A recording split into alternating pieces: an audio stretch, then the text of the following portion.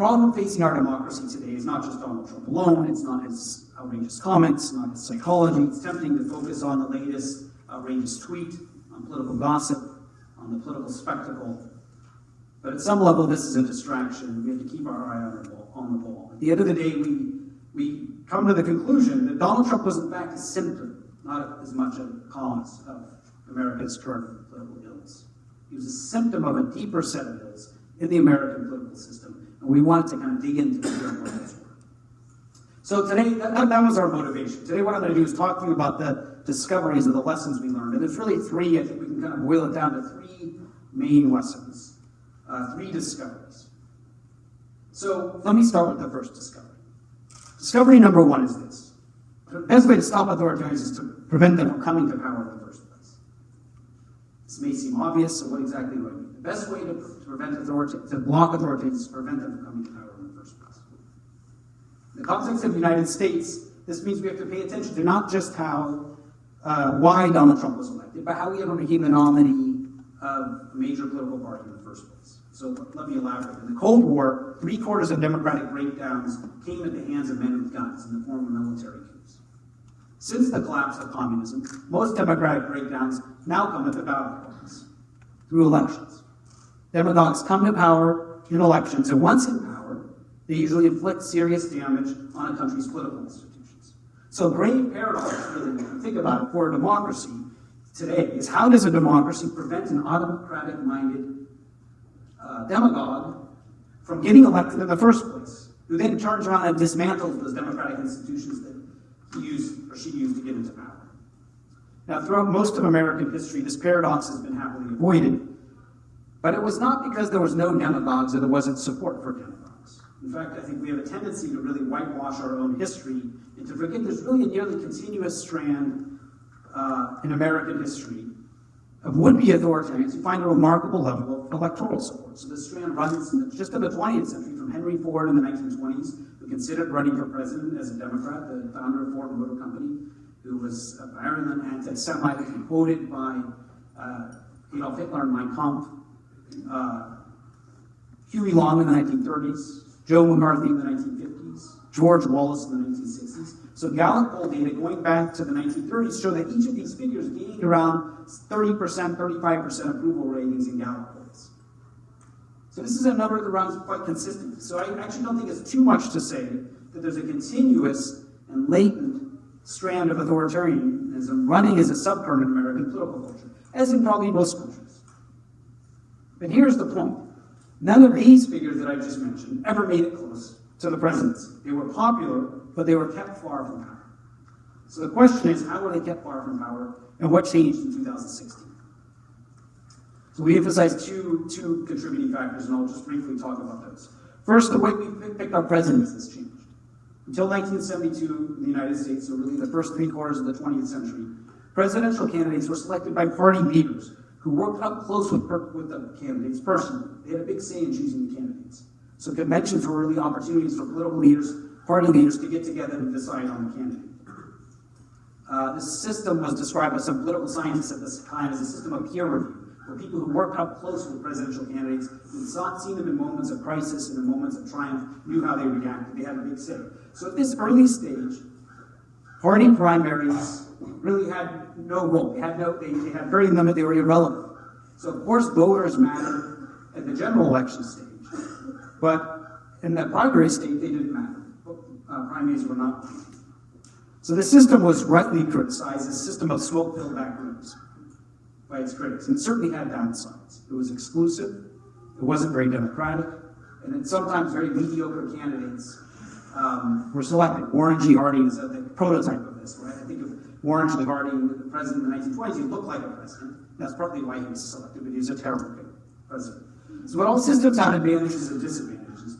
And the advantages of this system was that it worked well, in fact perfectly well, in keeping extremists from ever becoming viable candidates at the top of the ticket. It was a screening system, a filtration system, a gatekeeping system that kept demagogues out, the system of smoke-filled backrooms.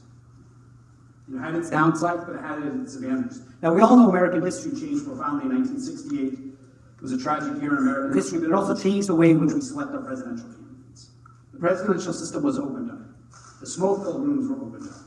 The general election was now preceded by what we are all familiar with, this kind of continuous primary season that goes on for 2 months. Now, this is certainly an more open system, but two political scientists at the time of this reform in the early 1970s warned that this might open the door to demagogues. And to be clear, I'm not advocating we go back to the old system. Okay, all systems, though, we have to recognize are double-edged. The new system was more open, but if a demagogue ever ran for office, the road would be much clearer to the nomination. Now, Democrats in the 1980s developed a system of superdelegates that served as an additional check. Republicans never adopted a system of superdelegates. So this left the door completely open. This meant that if a demagogue ever decided to run for president and found resonance, especially in the Republican Party, without superdelegates, there was a much more open road for him to the nomination. This is exactly what happened in the 2016 election. A modern-day demagogue became the nominee of the Republican Party. And there's a second factor we elaborate in the book. So the question is, how do you keep demagogues out of power? Second factor that changed, and that I think it plays a crucial, in some ways more important role, actually, in allowing Donald Trump into the presidency. Because after all, of course, Donald Trump could have been beaten by Hillary Clinton, but just as importantly, there was an absolutely imperative role to be played by his Republican Party allies. Here's really the central pivot of this story. Authoritarians come to power not just through elections, but with the enabling aid of political aid of the establishment. Throughout history, this repeats itself. Italy in the 1920s, Germany in the 1930s, Venezuela, and Latin America in the 1990s. This is a crucial test. When a demagogue who clearly violates democratic norms and rules gets close to power, one of the last off-ramps is whether or not establishment politicians, party allies, finally break with the demagogue or the autocrat in the making. Do they draw a line in the sand and say, beyond this, we will not go? Or do they abdicate? Do they overlook the democratic violations? Do they let party trump their commitment to democracy? In effect, do they form a Faustian bargain, allowing their ideological ally, but a potential autocrat, into power? Do they enable the authoritarian? This is crucial because when elected autocrats get into power at this last stage, it's nearly always because mainstream politicians let them in the door. The enabling role of the Republican Party is actually not unique. This happens remarkably often. In Venezuela in the 1990s, President Rafael Caldera, who was a long-time fixture of Venezuelan politics, freed Hugo Chavez from jail, gave Chavez a boost in legitimacy. Caldera's career was on the wane. He thought he could tap into Chavez's popular appeal. Within several years, Chavez was president. Caldera was long gone. In Italy in the 1920s, Benito Mussolini was a complete outcast of the mainstream, but a long-standing prominent liberal politician in Italy, Giovanni Giletti, thought he could tap into Mussolini's grassroots appeal on the radical right and included Mussolini on his Liberal Party list in parliamentary elections, boosting Mussolini's stature in the political system. Within a year, Mussolini was prime minister, Giletti was long gone.